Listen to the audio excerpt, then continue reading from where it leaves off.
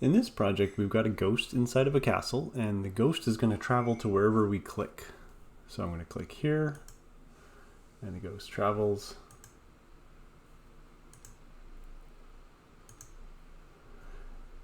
Okay, so now let's take a look at how this project was made. So the first thing we'll do is we will set the backdrop.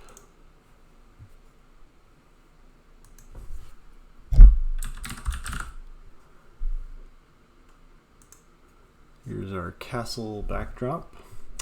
And we're not going to use the scratch sprite, so I'm going to delete that. And I'm going to choose a sprite.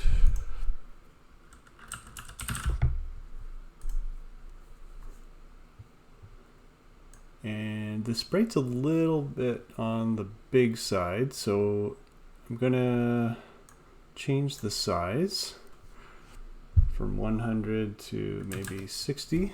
I'm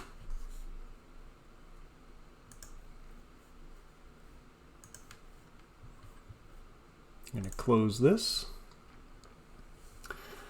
So what we want to happen is when the mouse is clicked, we want the ghost to move to where the mouse pointer is. So the key block that we're going to use is this one here. And instead of gliding to a random position, we're going to glide to the mouse pointer. But we only want it to glide to the mouse pointer when the mouse is clicked. So if we do this,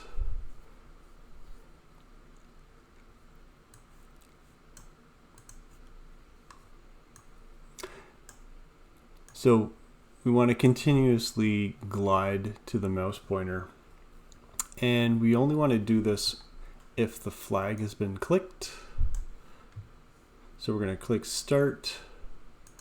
And so now what's happening is the ghost is just going to the mouse cursor and I'm not even clicking. So we have to change that. We have to fix that.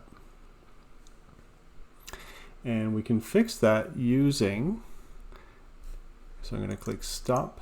I'm going to fix it using if block. I only want it to glide if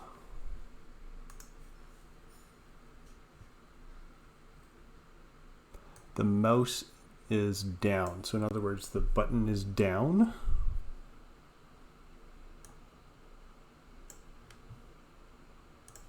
So now I've clicked the flag and I'm moving the cursor around. The ghost isn't following the cursor. So far, so good.